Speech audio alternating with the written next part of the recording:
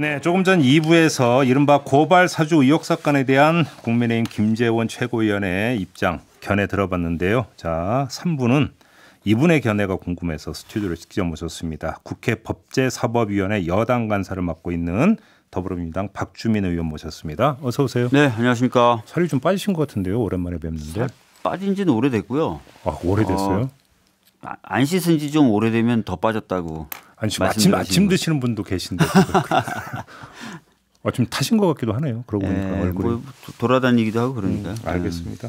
일단 좀 어제 이런 말씀하신 것 같아요. 고발 사주 의혹 사건이라고 부르면 안 된다 이렇게 주장하신 것 같은데 왜 그렇게 주장하신 겁니까? 그러니까 고발 사주 의혹 사건이다 이렇게 얘기하면 마치 그 피고발인이 된 사람들의 인권만 문제가 되는 것처럼 느껴지잖아요. 네.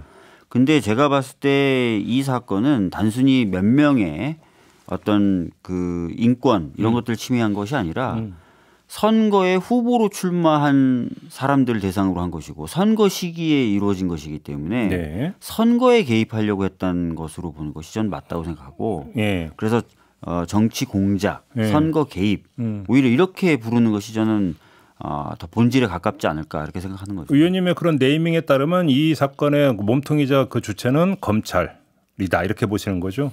지금 여러 가지 이제 이야기들이 나오고 있고 반론들도 나오고 있지만 네. 적어도 보도된 내용 그리고 보도에 첨부되어 있는 여러 가지 자료들 네. 그리고 이런 것들을 봤을 때는 네. 검찰의 개입은 있었던 것 아닌가 이렇게 보고 있는 거죠. 그러면 그 검찰의 개입이 있었던 걸 보시는 가장 중요한 근거는 역시 그 메시지가 나온다는 손준성 보냄 이겁니까? 아니 그것뿐만 아니라요. 네. 저는 사실은 세 가지로 주로 얘기를 해왔어요. 그 SNS, 텔레그램 사진, 네, 예, 거기 손준성 보냄이라고 돼 있는 거. 그 다음에 일반인은 쉽게 구할 수 없는 실명이 포함된 판결문.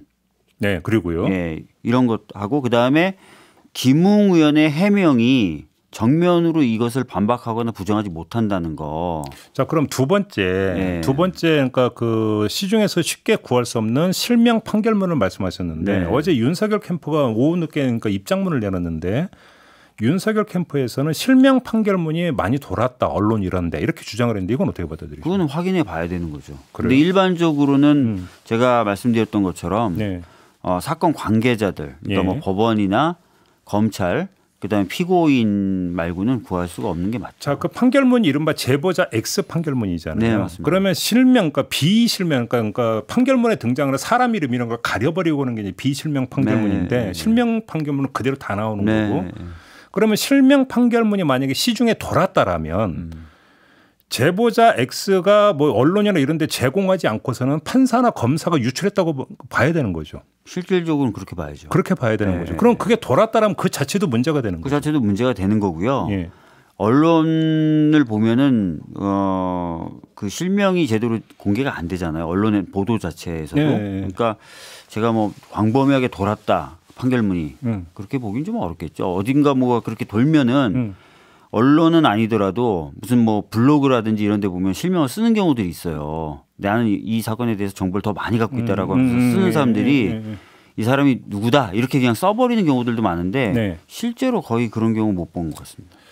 자, 그럼 이제 오랜 법사위 활동하셨으니까 궁금한 게 여기서 하나만 더 들어가면 그러면 그 판사든 검사든 그 제보자 X가 아닌 판검사 중에 누군가가 실명 판결문을 열람하고 만약에 출력을 했다고 가정을 하면 킥스인가요? 거기에 이 기록이 남는다면서요?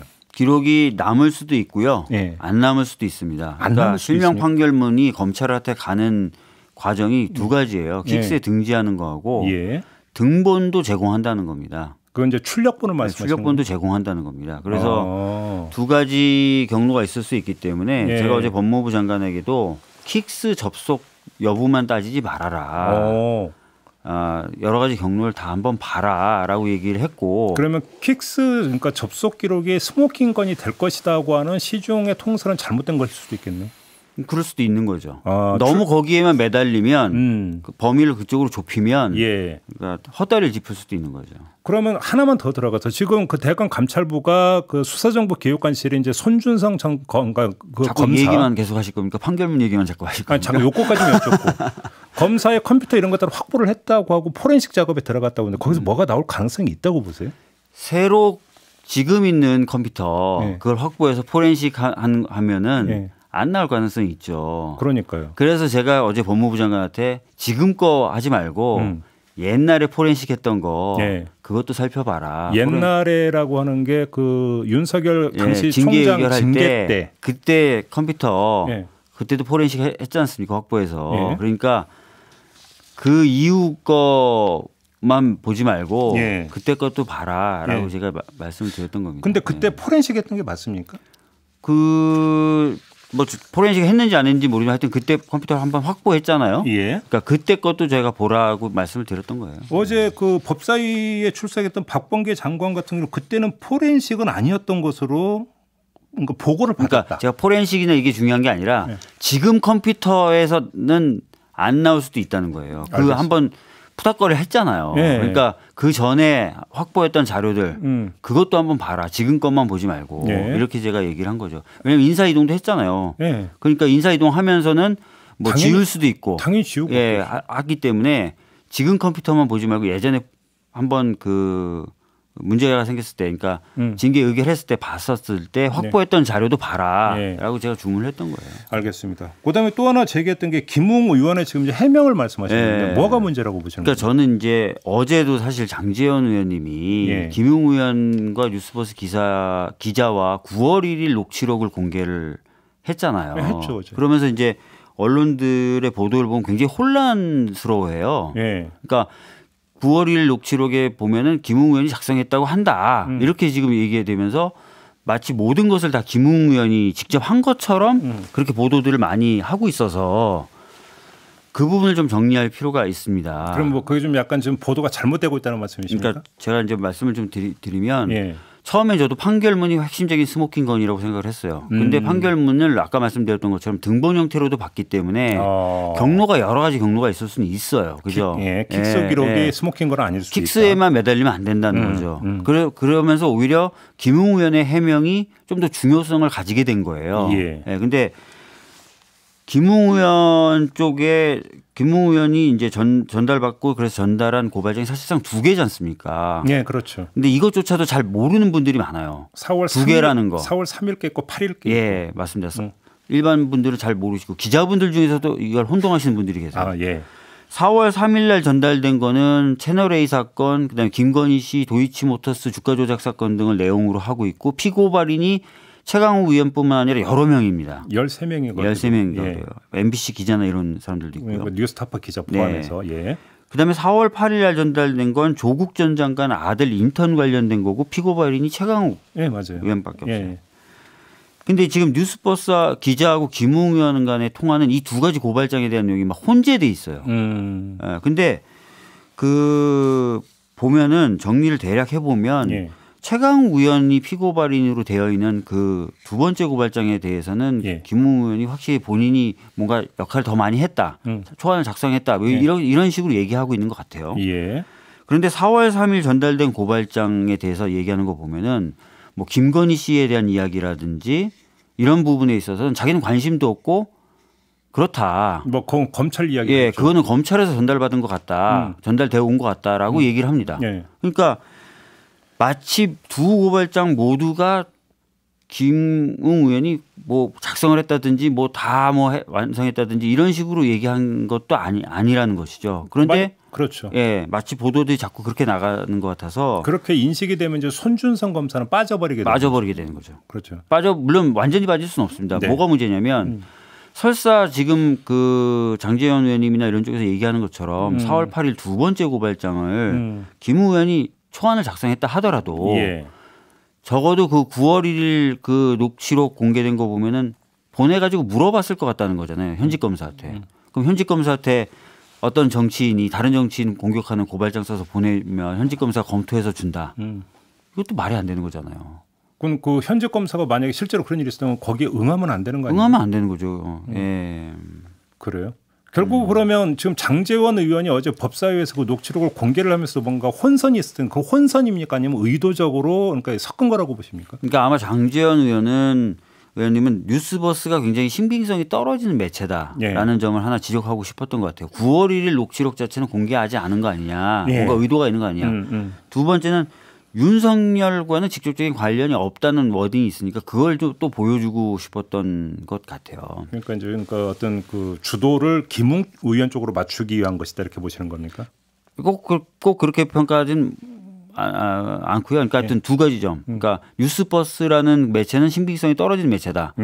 뭐 보도를 위해서는 특정 녹취록은 공개도 안 하는 그런 매체다. 이런 걸 하나 좀 보여주고 싶었던 것 같고. 쉽게 이제 몰아가기 보도를 했던 거 아니냐라고 하는 방증으로서 제시했다. 뉴스버스 이진동 기자가 라디오 인터뷰 같은 데 나와서 9월 1일 그 대화에 대해서도 언급을 계속 해요. 네.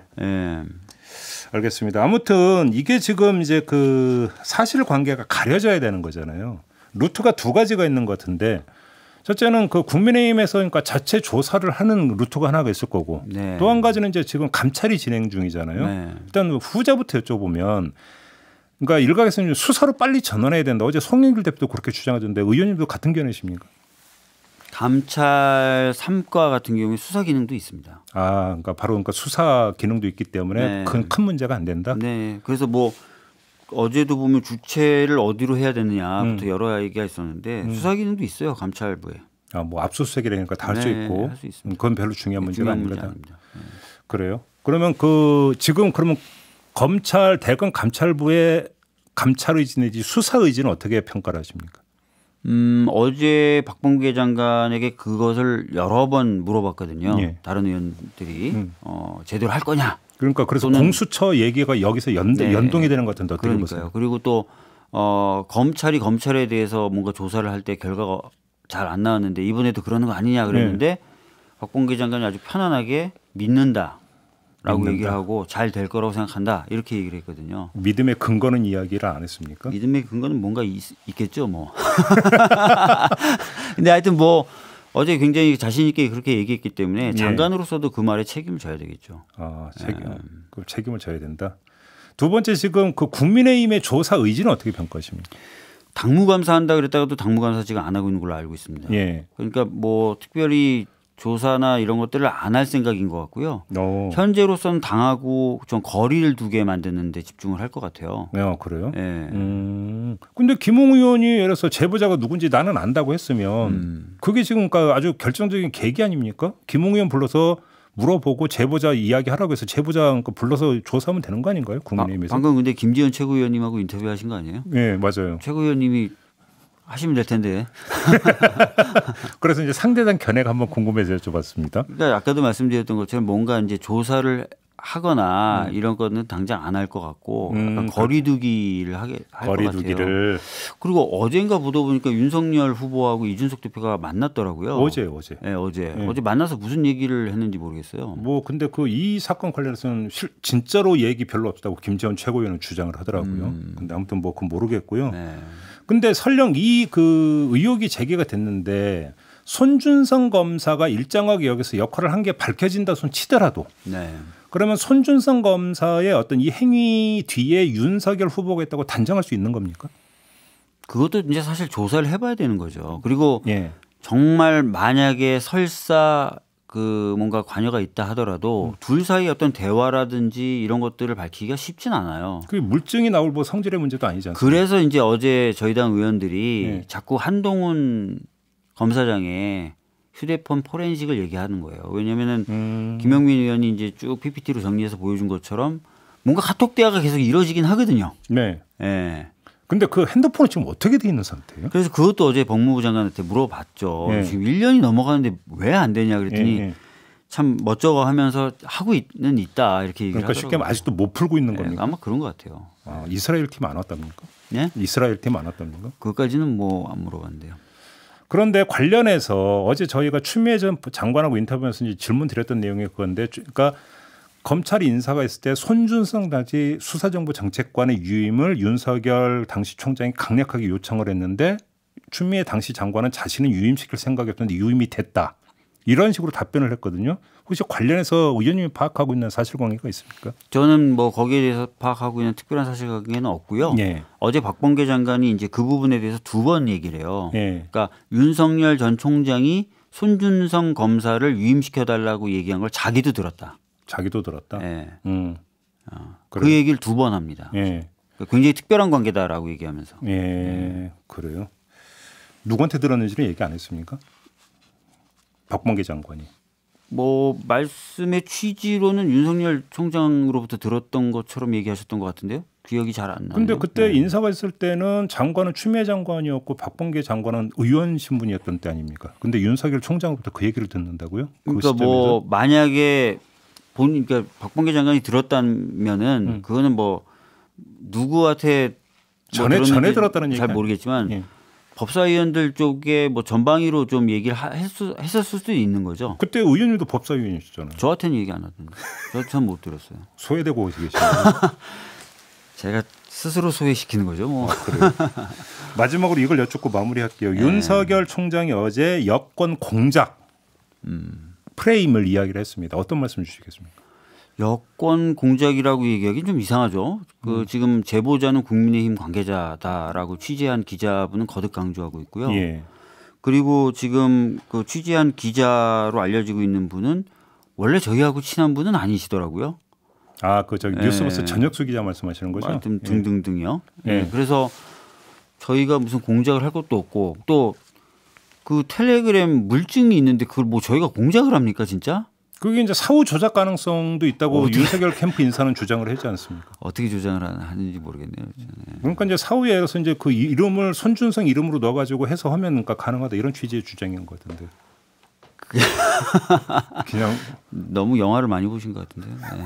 그냥 웃음으로 답변을 대신하는. 아니 그게 말이 안 되죠. 만약에 손준성 이름으로 손준성이 아닌 사람이 보냈다. 그럼 김웅현이 그걸 받아보고 뭐 손준성인 것처럼 속아가지고 그걸 포워딩하고 이랬단 말인가요? 마무리하겠습니다. 예. 네. 자, 오늘 말씀 여기까지 듣죠. 고맙습니다. 예, 감사합니다. 더불어민주당의 박주민 의원과 함께했습니다.